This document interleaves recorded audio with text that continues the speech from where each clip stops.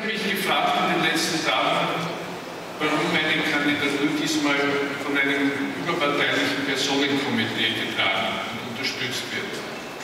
Meine Antwort lautet, das ist deshalb der Fall, weil ich meinem Amtsverständnis, wie ich es jetzt praktiziert habe, unbedingt treu bleiben will.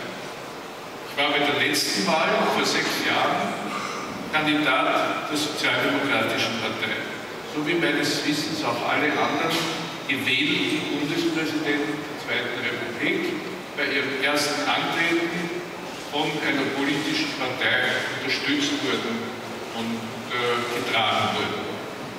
Aber anlässlich der Wahl habe ich einer bewährten Tradition folgend alle politischen Funktionen, einschließlich meiner Parteimitgliedschaft, niedergelegt und seit dem 8. Juli 2004, dem Tag der Angelobung, war und bin ich, habe ich auch verstanden, als Bundespräsident für das ganze Land, als Bundespräsident aller Österreicherinnen und Österreicher.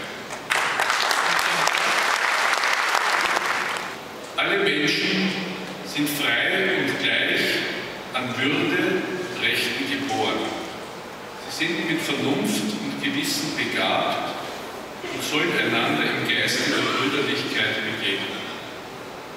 Ich denke, das ist ein Bekenntnis zu Humanismus und Menschenwürde und gleichzeitig ein deutliches Bekenntnis gegen Rassismus und Menschenfeindlichkeit. Das ist auch was,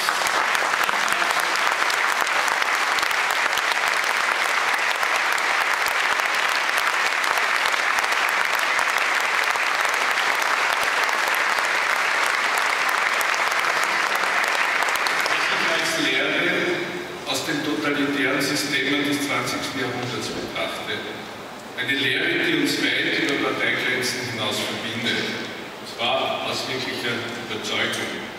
Und auf dieser Basis möchte ich auch in den nächsten 6 Jahren das Amt eines österreichischen Bundespräsidenten ausüben, wenn ich das Vertrauen der Österreicherinnen und Österreicher bekomme.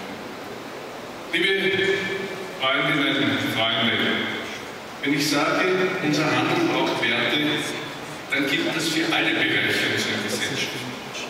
Wir brauchen gesellschaftlichen Zusammenhalt. Gerade in schwierigen Zeiten dürfen wir nicht zulassen, dass unsere Gesellschaft irgendwie auseinanderdriftet. Ich werde meine sehr sachliche Zusammenarbeit mit Regierung und Parlament oder als alter Nationalratspräsident, sage ich jetzt mit Parlament und Regierung, mit den Gebietskörperschaften und Sozialpartnern, aber auch mit den Organisationen der Zivilgesellschaft fortsetzen. Ich werde auch in Zukunft einen respektvollen und vertrauensvollen Umgang mit den verschiedenen Religionsgemeinschaften in unserem Lande pflegen, so wie in den vergangenen Jahren. Und ich werde mich weiterhin sehr gewissenhaft vorbereiten und vollen Einsatz leisten, wenn es darum geht, Österreich und österreichische Interessen im Ausland zu vertreten.